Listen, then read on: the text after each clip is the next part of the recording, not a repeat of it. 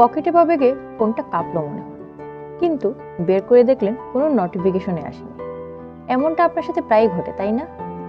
Digital detox সিরিজের আজকের এই পর্বে আমরা জানব এই অদ্ভুত অনুভূতি বা ফ্যান্টম ভাইব্রেশন সিনড্রোম সম্পর্কে। বিজ্ঞান বলছে এটি কোনো ভুতুড়ে কাণ্ড নয়, বরং আমাদের ব্রেনের একটি ভুল সিগন্যাল।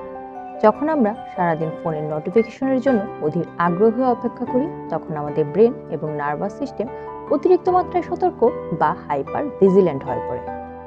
ফলে কাপড়ে সামান্য ঘষা লাগা বা শরীরের মাংসপেশির সামান্য নড়াচড়াকেও আমাদের ব্রেন ভুল করে ভাইব্রেশন ভেবে আমাদের ভুল সিগন্যাল দেয়। এর থেকে বাঁচার উপায় হলো সারাদিন ফোন ভাইব্রেশন মোডে না রেখে মাঝে মাঝে ফোন সাইলেন্ট করে রাখুন আর শরীর থেকে দূরে রাখুন।